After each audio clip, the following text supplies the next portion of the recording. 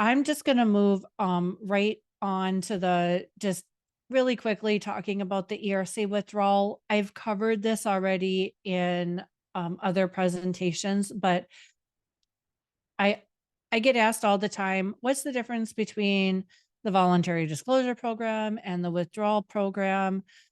Um, the withdrawal is you haven't received the money yet and you did not have a paid preparer. Um, so right away, the IRS website talking about the withdrawal process says this is not voluntary disclosure, just a withdrawal of ERC claims. And again, this is a slide from a previous presentation. So at that time, I was hoping that there would be a voluntary disclosure program, and now there is.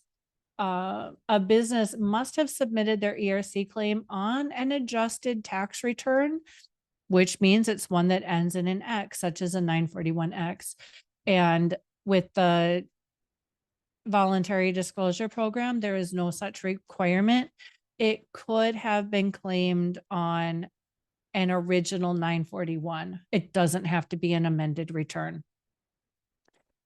And the amended form must only have been used to file ERC and no other adjustments. Again, the voluntary disclosure program does not have that requirement to my knowledge, because because our primary business model is fixing payroll mistakes that other businesses made. A lot of times our 941Xs, we're also correcting other mistakes. Like, say a business paid bonuses and thought they could put them on a 1099. We would correct that by adding those bonus wages, adding the additional taxes. And then if they did qualify for ERC, we would perform those ERC adjustments on that same return. And that was not allowed with the voluntary with the withdrawal process, but it is available to my knowledge on the voluntary disclosure program, because the voluntary disclosure program only looks at the ERC portion of the 941X. And both programs, you have to withdraw the entire amount of the claim. You can only file a withdrawal if the claim hasn't been paid, or it has been paid, but you haven't cashed or deposited the checks. And the one nice thing with how the IRS handles payroll taxes is that they always mail a check if you get a refund. There is no mechanism with the IRS to direct deposit those into the bank account that you have on the EFTPS. So nobody gets direct deposited payroll tax returns.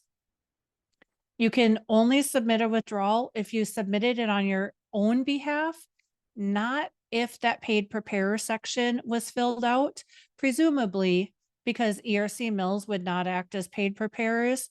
Now, for us, every single ERC claim that we did, we filled out the paid preparer because we were taking ownership that, yes, we guarantee that what we did was correct. And the reason the mills didn't is because they weren't going to be held responsible. They figured that part out.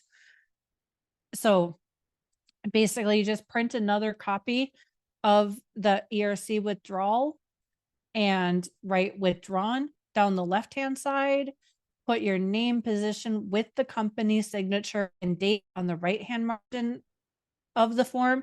And this is only authorized representative of business can do this. If you received a check, write void in the endorsement section on the back of the refund. Include a note that says ERC withdrawn with the form and the check if required, if there was a check involved, and submit the claim and the check to Cincinnati Refund Inquiry Unit. They only could be mailed here